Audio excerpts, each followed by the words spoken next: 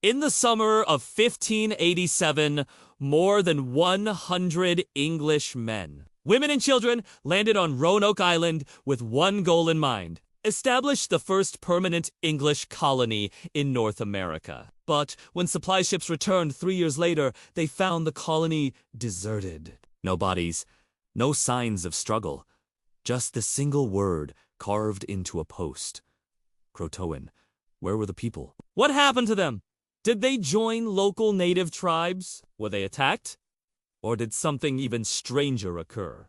Hi, everyone! Welcome to Best Hidden America. Today, we're exploring the haunting mystery of America's first lost colony, Roanoke. Before we begin, make sure you hit that subscribe button so you never miss an exciting episode. The year is 1587, and a fleet of ships commanded by Sir Francis Drake are cruising along the North American coast in search of a suitable location for England's first permanent colony. The goal of this venture is twofold. Not only is England looking to capitalize on the riches promised by the New World, but the aging Queen Elizabeth I wants to secure her legacy by establishing a colonial empire before her reign ends. Drake and his crew would sail along the coast, searching for the perfect spot to set up shop. On July 26, 1585, while sailing along the outer banks of what would become known as North Carolina, a member of Drake's crew spotted an island, and the search was over. They had found Roanoke. The following year, Sir Richard Grenville returned with the objective of establishing an English settlement on the island. He named it in honor of the famed English explorer, Sir Walter Raleigh. Unfortunately, the colony didn't last long. Within a few months, the settlers were forced to abandon their colony due to harsh weather conditions and conflicts with local Native Americans. But Raleigh was determined to succeed where Grenville had failed. And in 1587, he sent over 100 colonists, led by John White, to the same island, which would become known as Roanoke Island. This group included 117 men, 21 women, and 23 children, most of whom were given shares of stock in the colony, thus making them investors in the endeavor. The colony would be funded through trade with the Spanish colonies in the West Indies. The settlers would grow tobacco and other crops, then trade them to the Spanish for manufactured goods, livestock, and other supplies needed to sustain the colony. When the settlers arrived at Roanoke Island, they wasted no time getting to work. They cleared land, built houses, and established a fort near the coast. John White served as the leader of the colony, but it soon became apparent that the job of managing a colony was very different from managing a business back in England.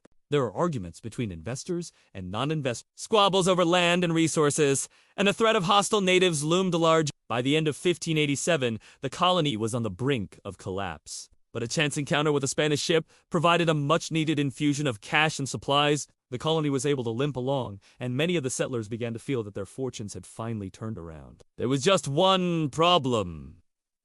This colony was completely reliant on outside help. If they didn't receive supplies and reinforcements from England soon, they would die out. White was well aware of this grim reality, and in the spring of 1588, he took a small boat to England to plead with the English government for more supplies. But unfortunately, for the Roanoke colonists, White's timing could not have been worse. As soon as he arrived in England, the Spanish Armada sailed toward the English coast, and England went into a frenzy of preparation for war. The plight of a small band of struggling colonists suddenly seemed a lot less important. While White was able to secure some much-needed supplies, he was not able to get the military support he requested. So he and several other colonists returned to Roanoke aboard a supply ship in late 1590.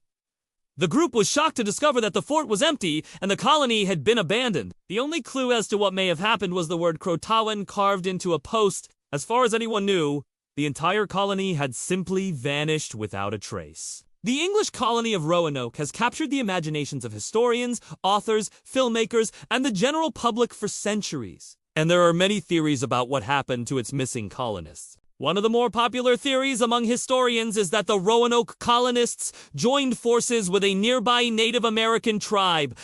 According to this theory, the friendly relations between the English colonists and the Croatoan people eventually turned into an alliance. The colonists, who were struggling to survive, decided to abandon their English ways and assimilate into the local culture. This theory is supported by the fact that the word Croatoan was carved into a post when the English ship returned to the island, indicating that the colonists may have fled to the local Native American village in the event of an emergency. However, this theory does not explain why the colonists would have left behind all of their possessions, or why there is no evidence of their final resting places. It also ignores the fact that the English colonists were warned not to assimilate with the Native Americans, and many of them were killed for doing so. Another popular theory is that the colonists were killed and eaten by a rival Native American tribe. The Powhatan were a powerful and aggressive tribe that lived further inland, and they had been in conflict with the English colonists since they arrived. It is possible that the colonists were attacked and killed by the Powhatan,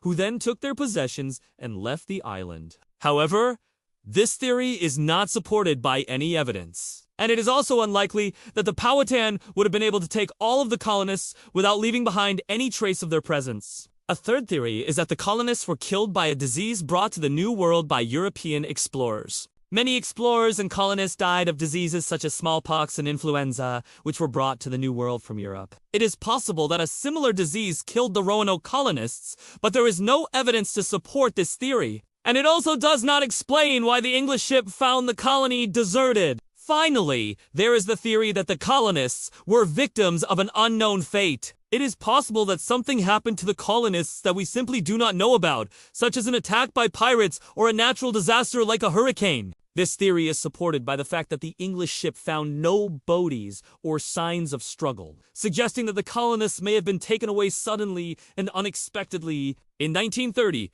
excavations at the site revealed a human skull and several artifacts, including a pipe stem and a copper bracelet. At first, it was thought that the skull may have belonged to one of the colonists, but further analysis revealed that it was much older and could not have been from the 16th century. The mystery deepened. In the 1980s, underwater archaeologist Mark Wilde began searching the area around Roanoke Island for clues. His team discovered the remains of several ships, but none of them were from the 1500s.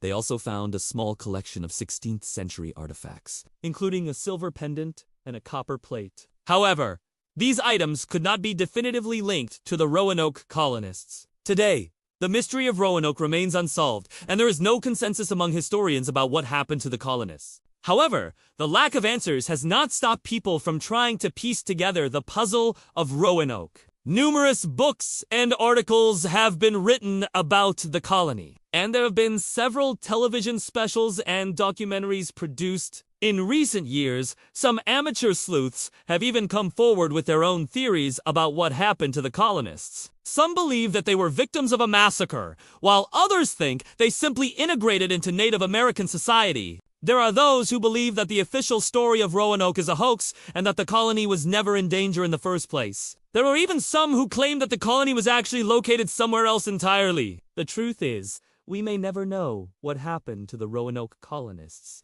But that hasn't stopped people from trying to solve one of America's greatest mysteries. Whether you believe that the colonists were victims of foul play, natural causes, or something else entirely, their story is a reminder of the dangers of exploration and the importance of understanding different cultures. The Roanoke colony was the first attempt by Europeans to establish a permanent settlement in North America, and the colonists' interactions with the Native Americans provide us with a unique window into the complex relationship between indigenous peoples and European settlers. If you enjoyed today's episode of Buried in America, be sure to check out our other videos. And if you have a favorite mystery that we haven't covered yet, let us know in the comments below. We'll see you next time.